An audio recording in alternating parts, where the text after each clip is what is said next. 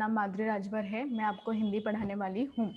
आज जो हमारा पाठ्य है उसका नाम क्या है मंत्र और मंत्र ये पाठ्य का चौथा सीज़न है। तो पहले और दूसरे सीज़न में और तीसरे सीज़न में हमने क्या देखा पाठ्य का स्पष्टीकरण कि किस प्रकार एक जो डॉक्टर है उन्होंने एक वृद्ध लड़के की जान नहीं बचाई, परंतु कुछ ही दिनों बाद या कुछ ही वर्ष के बाद वही जो वृद्ध है उसने उस डॉक्टर के लड़के की जान बचाई। तो इससे जो हमें बहुत अच्छी सीख मिली थी कि जैसे कि मैंने आपको बताया था कि हमारे अंदर अगर वो हुनर है किसी की जान बचाने की, तो वो हमें करनी ही चाहिए।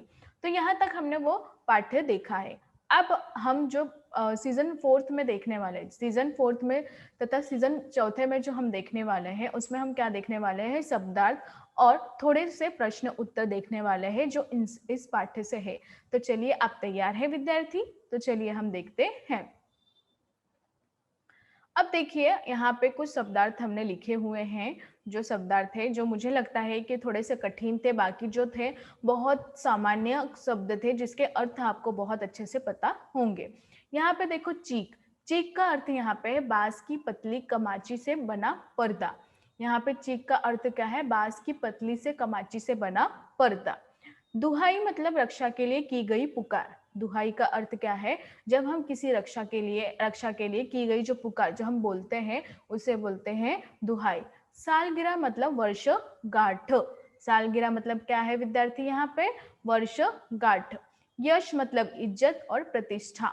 यश मतलब क्या है विद्यार्थी? इज्जत और प्रतिष्ठा।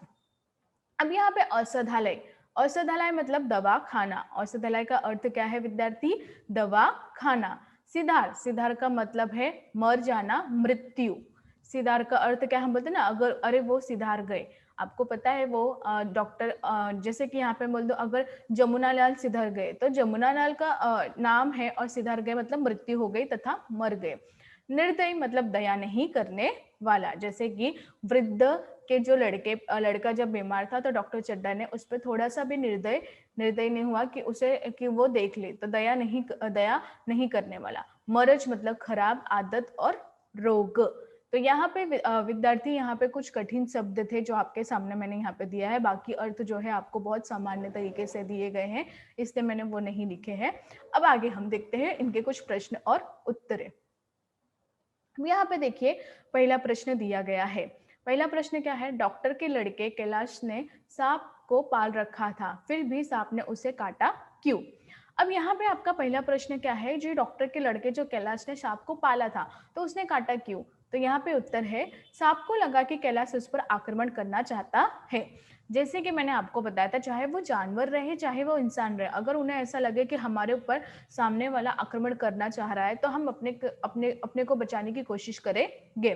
तो इसीलिए सांप को लगा था कि कैलाश उस पर आक्रमण करना चाहता है, अतः आत्मरक्षा में उतरे कैलाश पर आक्रमण कर उंगली को काट खाया। और उसी के लिए जो सांप ने अपने आत्मरक्षा के लिए उतरे कैलाश पर आक्रमण कर उसके उंगली को काट खाया। सांप की यह प्रकृति होती है कि वो तब तक आक्रमण नहीं करता जब तक उसे ये न लगे कि वो व्यक्ति उसे मारने या चोट पहुंचाना चाहता है। और यहाँ पे बताया गया है कि ये प्रकृति होती है, ये प्रकृति होती है कि तब तक आक्रमण नहीं करता सांप, तब तक आक्रमण नहीं करता जब तक उसे ये लगे कि सामने वाला व्यक्ति जो है उसे मारना या चोट पहुंचाना चाहता है। तो ये पहला प्रश्न था। अब दूसरा प्रश्न देखते हैं हम। डॉक्टर चड्ढा बूढ़े व्यक्ति को क्यों खोज रहा था? डॉक्टर जो चड्ढा था वो बूढ़े व्यक्ति को क्यों खोज रहा था? डॉक्टर चड्ढा उस बूढ़े व्यक्ति को उपकार का बदला चुकाना चाहता था। डॉक्टर चड्ढा जो है उस बूढ़े व्यक्ति के उपकार का बदला चुकाना चाहता था तथा पूर्व में अपने व्यवहार के लिए उस बूढ़े को क्षमा मांगना चाहता था, और जो उसने पहले जो व्यवहार किया था उसके लिए वो क्षमा मांगना चाहता था, इसलिए वो डॉक्टर चड्ढा उस बूढ़े व्यक्ति को ढूंढ रहा था। तो चलिए आगे कौन सा प्रश्न है हम देखते हैं। अब आपके सामने प्रश्न तीसरा आया है।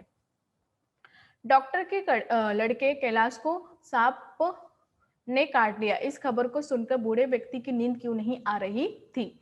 डॉक्टर जो थे, डॉक्टर के जो लड़के थे कैलाश को सांप ने काट लिया, हाँ, इस खबर से सुनकर बूढ़े व्यक्ति नींद क्यों नहीं आ रही थी? अब देखो, मानवता का तकाजा और कर्तव्य की पुकार के कारण। अब यहाँ पे क्या उत्तर दिया है?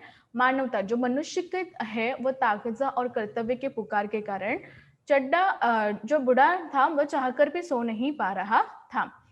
80 वर्ष के उसने जीवन में ये पहला अवसर था कि ऐसा समाचार पाकर वो दौड़कर न गया हो।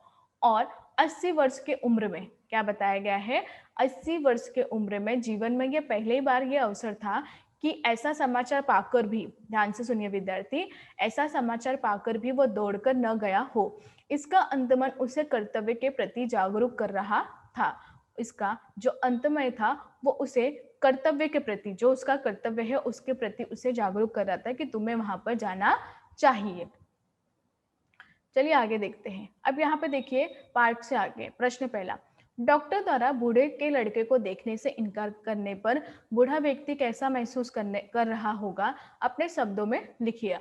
अब डॉक्टर के बूढ़े लड़के को, जो डॉक्टर के जो बूढ़े लड़के जब वो वृद्ध ने डॉक्टर के सामने अपने बच्चों को लेके आया था, उस समय डॉक्टर ने मना कर दिया था, तो उस बूढ़े व्यक्ति को कैसा महसूस हुआ रहेगा, अपने शब्दों में लिखिए। अब यहाँ पे देखिए, बूढ़ा डॉक्टर के इनकार करने पर हतप्रत हो गया था। जब डॉक्टर ने उसे इनकार कर दिया था तो वो बूढ़ा हतप्रत, मतलब बहुत ही उसे तकलीफ हुई थी, उसके मन को ठेस लगी, और उसके मन को क्या लगी थी, ठेस लगी थी। वो मन ही मन समझ गया था कि उसके जीवन की आखिरी निशानी अब नहीं बचेगी, और वो मन ही मन, यहाँ पे क्या बताया है विद्यार्थी, वो मन ही मन ये समझ गया था कि उसके जीवन की अब ये आखिरी निशानी जो उसके पास है वो नहीं बचेगी। वो अंदर से टूट गया, पर कोई उपाय नहीं देख डोली उठवा ली और अपने घर को लौट गया। वो अंदर से पूर्ण तरह से टूट गया था और उसे पता था कि इसका कोई उपाय नहीं है, तो डोली उठवा ली और अपने घर पे लौट गया। यहाँ तक समझा आपको विद्यार्थी? तो चलिए अब दूसरा दूसरा है, समाज में गरीबों का जीवन स्तर सुधारने के लिए आप क्या करना चाहोगे? आज जो समाज में गरीबों का जो जीवन स्तर है उसे सुधारने के लिए आप क्या कर सकते हो? तो चलिए, उसके लिए समाज में शिक्षा का प्रचार प्रसार आवश्यक है। उसके लिए हमारे समाज में शिक्षा का प्रचार प्रसार करना आवश्यक है। शिक्षा से जागरूकता, सुनिए विद्यार्थी, शिक्षा से जागरूकता आएगी, समाज में सबको आगे बढ़ने का अवसर मिलेगा और प्रगति का मार्ग परस्त होगा, और जो आज प्रगति है उसका मार्ग भी हमसे परस्त होगा। तो यहाँ पे दिया गया है कि सबसे महत्वपूर्ण है कि हमें लोगों को शिक्षामय बनाना होगा और उसका प्रचार प्रसार करना होगा। तो यहाँ तक समझा है विद्यार्थी आप लोगों को? तो चलिए आगे चलते हैं। अब देखिए यहाँ पे प्रश्न तीसरा है, इस पाठ में आपको किसका चरित्र सबसे अच्छा लगा और क्यों? ये जो पाठ है इसमें आपको किसका चरित्र अच्छा लगा है और क्यों? तो सुनिए, चलिए। इस पाठ में सबसे अच्छा चरित्र उस बूढ़े का है। यहाँ पे बताया गया है कि इस पाठ में, मुझे लगता है आप लोगों को भी ये लगता होगा कि इस पाठ में सबसे अच्छा चरित्र किसका है? बूढ़े का है, जिसने मानव मूल्यों की रक्षा की। जिसने क्या किया? मानव मूल्यों की, कि मानवता क्या है उसकी रक्षा की, और डॉक्टर चड्डा के बेटे की जान बचाने के लिए आधी रात को उसके घर पहुंच गया, और डॉक्टर चड्डा के बेटे की जान बचाने के लिए वो आधी रात को उसके घर पहुंच गया। डॉक्टर चड्डा से बदला लेने की भावना उसके मन में आई, पर बूढ़े ने उस पर नियंत्रण करते हुए डॉक्टर चड्डा के यहाँ जाने का निर्णय लिया। परंतु एक समय ऐसा भी था कि डॉक्टर चड्डा से वो बदला लेने के लिए उसके मन में उत्पन्न हुई, परंतु उस बूढ़े ने उस भावना पर नियंत्रण रखा और उनके घर गए, डॉक्टर चड्डा के घर जाने का निर्णय कर लिया। डॉक्टर चड्डा से इनाम या पारिश्रमिक पाने की उपेक्षा किए बिना वो घर से वापस आ गया, और डॉक्टर चड्डा से इनाम इनाम या पारिश्रमिक जो आने की अपेक्षा थी वो किए बिना वो वहां से घर से वापस आ गया। इस प्रकार बूढ़े ने इंसानियत का उच्च उदाहरण प्रस्तुत किया, और इस प्रकार उस वृद्ध पुरुष ने एक बूढ़े होने का तथा इंसानियत का एक उच्च उदाहरण हमारे सामने प्रस्तुत किया है। अब प्रश्न चौथा, इस पाठ में हमें क्या शिक्षा मिलती है? ये जो पाठ है इससे हमें क्या शिक्षा मिलती है? उत्तर, ये कहानी में हमें शिक्षा देती है कि मानव मूल्य सर्वोपरि है। क्या है? मानव का मूल्य सर्वोपरि है। जो जो तोको काटे बोए बाही बतो तुम फूल, तो है फूल का फूल है ताको है त्रिशूल। मानवता की रक्षा के लिए ही ईश्वर ने मानव को इस धरती पर जन्म दिया है। क्या बताया गया है? मानवता की रक्षा के लिए ही ईश्वर ने आज मानव को इस धरती पर जन्म दिया है। समझा विद्यार्थी? तो चलिए आगे देखते हैं। अब हमारे सामने आया है व्याकरण। अब प्रश्न उत्तर तो हमारा हो गया, अब हमारे सामने क्या आया है विद्यार्थी? व्याकरण। देखिए निम्नलिखित मुहावरों को वाक्य में प्रयोग कीजिए। चैन न आना, उत्तर क्या है? चिंता के कारण बूढ़े को चैन नहीं आ रहा था।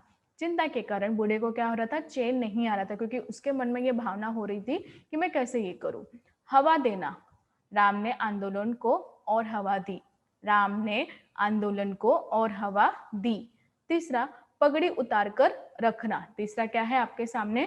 पगड़ी उतार कर रखना। तो निर्धन पिता ने दहेज नहीं देने के कारण अपनी पगड़ी उतार कर पैर पर रख दी। जो निर्धन पिता है, दहेज नहीं देने के कारण उन्होंने अपनी पगड़ी उतार कर रख दी है। तो चलिए आगे चलते हैं। भूत सवार होना, उसे पैसा कमाने का भूत सवार हो गया। भूत सवार होना मतलब किसी चीज की हमें लत लग जाती है कि नहीं मुझे ये करना है, मुझे ये करना है। जैसे कि अगर मुझे अच्छे मार्क्स लाना है तो मुझे मालूम है मुझे दिन भर पढ़ाई करना होगा, तो वैसे अगर मुझे पैसा कमाना है तो मुझे मालूम है कि मुझे दिन भर काम करना पड़ेगा, तो उस प्रकार। कलेजा ठंडा होना, पाकिस्तान की हार से भारत का कलेजा ठंडा हो गया। ये सबसे अद्भुत दिखाई दिया है। कलेजा ठंडा होना मतलब पाकिस्तान की हार पर हम भारत को कलेजा ठंडा हो गया। सीधा मुंह बात न करना, वो इतना घमंडी है कि सीधा मुंह बात भी नहीं करता। वो इतना घमंडी है कि वो सीधा मुंह बात ही नहीं करता। तो इस प्रकार यहाँ पर जो मुहावरे दिए थे उसका वाक्य प्रकार हमने इस प्रकार किया है। तो आगे क्या है देखिए। अब यहाँ पे है निम्नलिखित शब्दों में अ उपसर्ग लगाकर विलोम बनाइए। अब हमें क्या करना है? हर इसमें अ उपसर्ग लगा के उन्हें विलोम बनाए। जैसे धर्म का अधर्म, ज्ञान का अज्ञान, भाव का अभाव, सहमत का असहमत, सावधानी का असावधानी। तो इस प्रकार हम यहाँ पे देख रहे हैं कि धर्म का अधर्म है, ज्ञान का अज्ञान है, भाव का अभाव है, सहमत का असहमत है, सावधानी का असावधानी। तो इस प्रकार हम देख रहे हैं कि किस प्रकार इसका जो विरुद्धार्थ जो उपसर्ग लगा के हमें विलोम शब्द बनाना था, तो वो इस प्रकार किया गया है। तो चलिए और क्या है देखते हैं। तो आज हमने क्या सीखा? आज हमने बहुत कुछ सीखा है। इस पाठ्य से भी हमने बहुत कुछ सीखा है। और यहाँ पे जो प्रश्न उत्तर दिए गए हैं उसे किस प्रकार से लिखना चाहिए, उसे किस प्रकार से करना चाहिए, हर चीज को एक अलग अलग प्रकार से तुम्हें लिखना है। और लिखते समय ये ध्यान देना है कि किस तरह आप लिख रहे हो। लिखने के माध्यम से आपको हर चीज नई नई प्रकार की दिखाई देगी, जो चीजों का आपको प्रयोग करना है। जैसे कौन से शब्द का उच्चारण किस प्रकार हो रहा है, किस शब्द का उच्चारण कैसे हो रहा है, कौन कैसे व्यतीत कर रहा है, तो ये सब आपको अच्छे तरीके से लिखना है। और लिख के नियंत्रण रूप से आपको अच्छे से लिखना है। और एक एक जो पाठ है उसका अलग अलग पेज पे लिखना है। किसी को ये नहीं करना है। जब तक आप ये अच्छे से नहीं लिखोगे तब तक आपको समझ में नहीं आएगा कि आपको कैसे करना है कैसे नहीं। तो ये सब आपको कहाँ से मिल रहा है? ये आपने ये किया है। हमने जो आज विद्यालय से आप लोगों को बहुत सारी चीज़ें दे रहे हैं, हर सब्जेक्ट के हर विषय के अलग अलग सब्जेक्ट से आपको हर माध्यम से टीचर तक पहुंचने की प्रशंसा हो रही है। घर बैठे बैठे आप बहुत सारी चीज़ों का क्या कर रहे हो? ज्ञान प्राप्त कर रहे हो। हर विषय के अलग अलग टीचर अध्यापक जो है आपको सिखा रहे हैं। तो यहाँ पे ये सब चीज हमको आज विद्यालय से मिल रहा है, जो एनी टाइम एनीवेयर स्कूल है। कहीं पे भी आप इसे बैठकर अपनी विद्या ग्रहण कर सकते हो। जिस प्रकार यहाँ पे डॉक्टर चड्ढा और एक वृद्ध की कहानी यहाँ पर हमने बताई है, तो उसी मार्ग पे हम आपकी भी कहानी कहीं ना कहीं बताएंगे। तो यहाँ पर बताया गया है कि किस प्रकार हमें कैसे करना चाहिए। एक इस कहानी से हमने ये भी सीखा कि एक इंसान जो है उसके मन में बहुत सारी भावना उत्पन्न होती है। जैसे कि अगर देखा कि जो डॉक्टर चड्ढा ने वृद्ध के सामने किया था, तो उसके मन में भी ये भावना उत्पन्न हुई कि नहीं, मुझे नहीं जाना चाहिए। जैसे उसने मेरे बच्चों को नहीं देखा, वैसे मैं भी उसके बच्चे को नहीं देखूंगा। तो ये जो धारणा है तथा ये जो भावना है, ये सबके मन में कहीं ना कहीं उत्पन्न होती है। परंतु उसे नियंत्रण कैसे रखना है वो एक मनुष्य के पास ही है। जैसे कि अगर वृद्ध ने अगर अपने जो उस भावना को नियंत्रण नहीं किया होता, तो वो डॉक्टर चड्ढा के घर पे कभी नहीं जाते।